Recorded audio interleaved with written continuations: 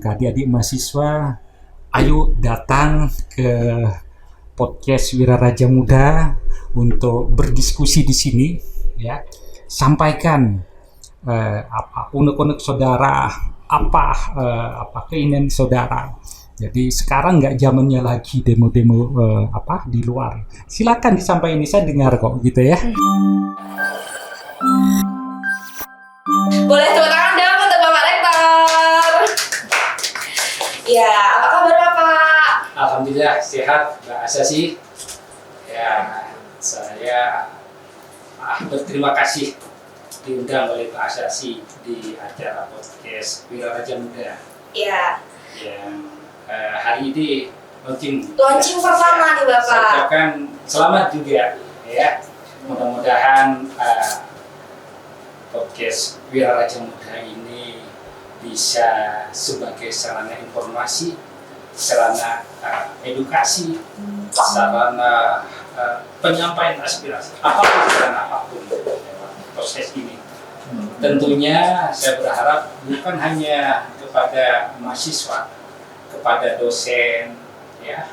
Jadi dari beberapa disiplin ilmunya tentunya, bagi pimpinan universitas, pimpinan fakultas, terus para pakar dan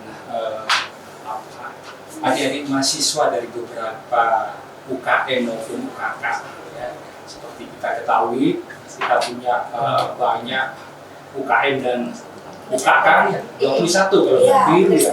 Itu bahasa sih saya harap untuk diundang bicara di sini, ngobrol santai di sini, bicara apa saja ya, dan ini bisa didengar oleh teman-teman mahasiswa yang lain juga nanti.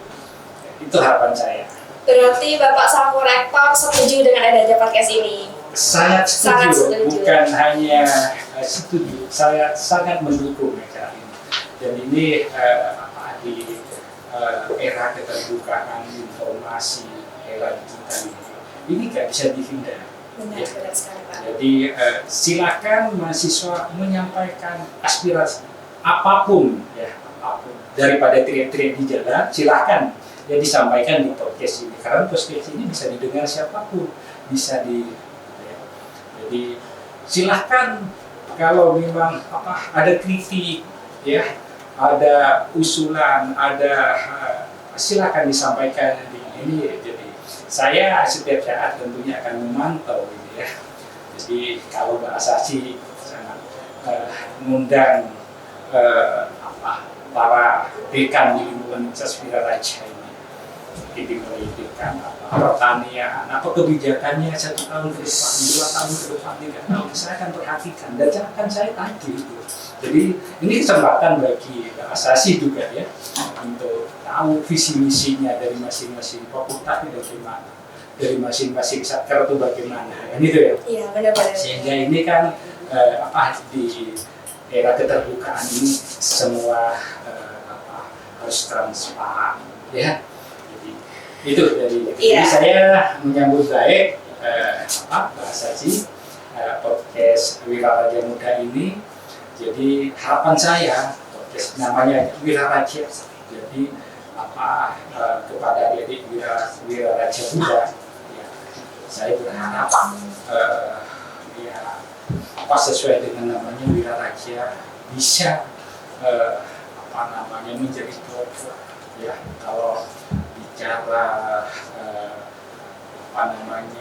NKRI, Negara Republik Indonesia ini kan kita tidak lepas dari Majapahit.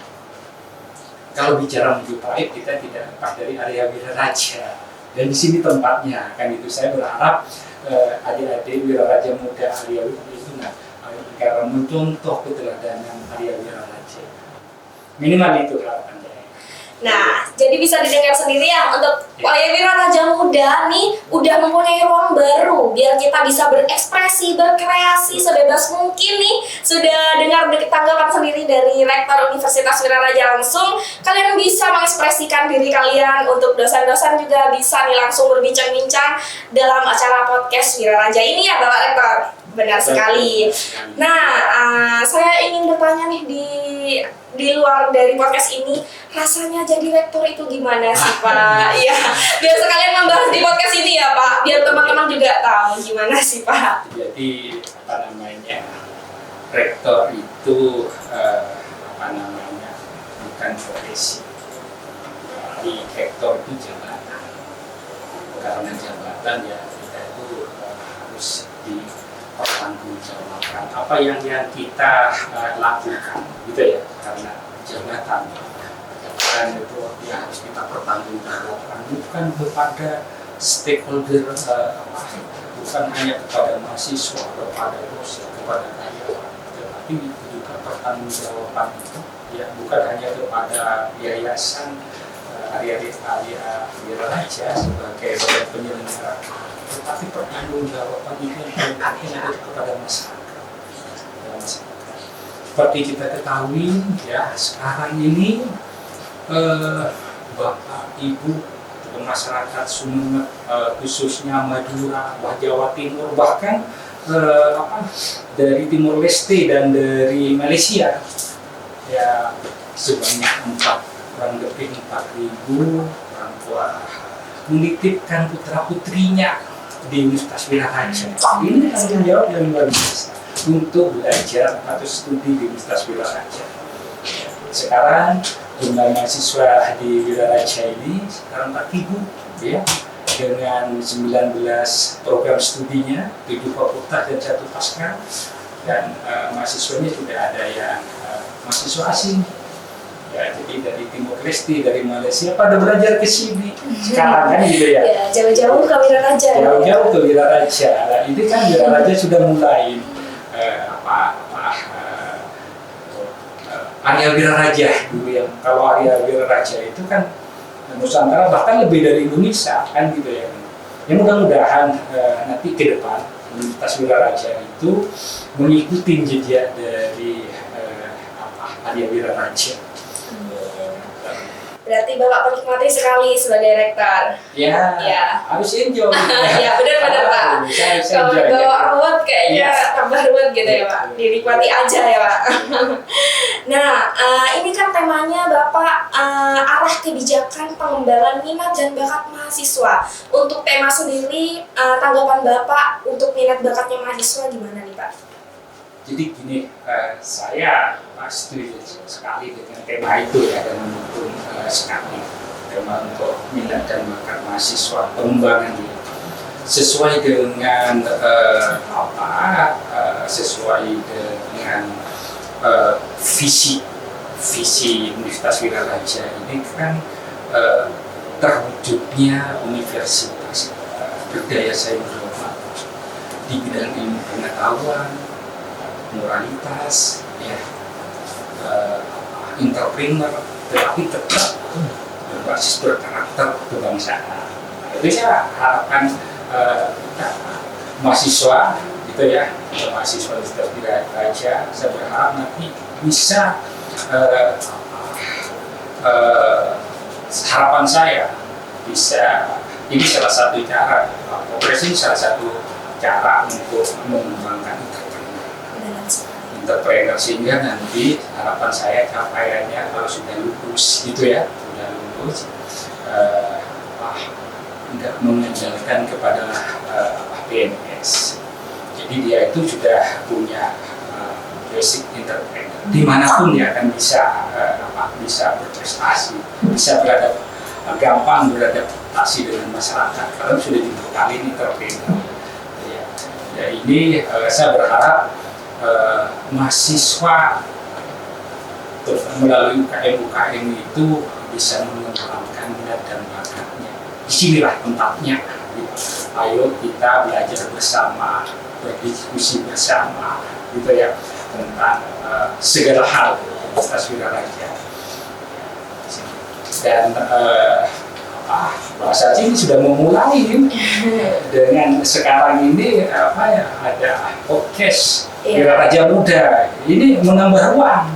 Jadi kalau kemarin hanya beberapa UKM ya, ada 15 UKM, ada 6 UKK, 21 ini ada baru, bisa mendukung sekali gitu ya. Dan adik-adik mahasiswa harus harus mempergunakan kesempatan ini sebagai pengembangan minat dan bakat. Benar sekali ya, untuk Wira Raja Muda ini merupakan kesempatan kalian untuk menunjukkan kualitas skill kalian di sini nih, biar bisa ngobrol, bincang-bincang langsung, diskusi tentang apapun sudah difasilitasi di Universitas Wira Raja ya Bapak? Iya, betul sekali. Nah Bapak, ini kan dengan adanya podcast ini mungkin closing statement Bapak untuk terakhir kali nih sebelum kita tutup podcast pada hari ini. Saya pertama ucapkan selamat dan sukses, sekaligus bangga saya sebagai rektor di Universitas Wira Raja.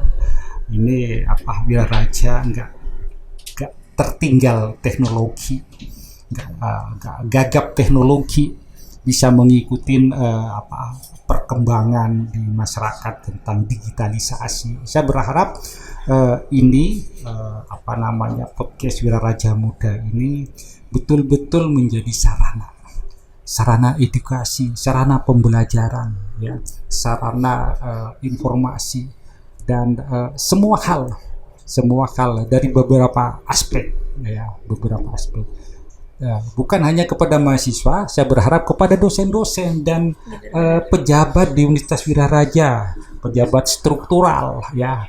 Jadi saya harap Mbak Asasi harus mengundang itu satu-satu, ya, dan bukan hanya itu, para pakar, ya, para praktisi sekarang di Wira Raja ini kan ada praktisi mengajar di kampus, gitu ya. Di kampus sekarang kan gitu, coba itu diundang gimana? Jadi sekarang kan ada program ini kolaborasi. Jadi antara praktisi dan akademisi ini, ya, dengan adanya program MBKM, ya harus ngajar bareng. Nah, ini kolaborasi yang bagus. Ini kan harus kita dukung juga. Ajak dong ke sini, bisa ngobrol kan, gimana kan itu. Saya katakan bagus, kenapa? Para praktisi ini dia itu kan kaya pengalaman, kaya data, gitu. Sampai kelemahannya apa? Dia itu miskin, kalau dikatakan miskin metode. Sedangkan kampus gitu ya, kampus di sini kaya metode, tetapi miskin data. Kalau dua kali ini bisa kolaborasi dengan baik, ini bisa mahasiswa akan mendapatkan ilmu yang ya mendekatin sempurna lah kan itu harus banyak hal dengan program MBKM ini, ya. Jadi ajak dong Pak Warek 1 itu ngobrol tentang MBKM itu gimana, biar mahasiswa itu tahu, gitu ya. Benar-benar, Pak. Biar mahasiswa itu tahu MBKM. Jadi sekarang itu kan mahasiswa diberi hak, mahasiswa ada hak untuk belajar ya di luar prodinya, ya, setara dengan 40 SKS, ya. 60 SKS 3 semester. Nah, ini gimana aplikasinya? Jadi mahasiswa bisa belajar di luar prodinya. Kalau bahasa dari Fakultas Hukum di prodi Hukum kepingin belajar komputer bisa, ya. Di sini karena di informatika sudah ada. Kalau asasi tetap kepingin belajar ilmu hukum, ya, kepingin belajar hukum di tempat lain di luar Universitas Wira Raja bisa sekarang, karena itu sudah ada perjanjian kerjasama antara Fakultas Hukum dengan Fakultas Hukum di universitas di luar. Nah, ini kan menarik untuk didiskusikan.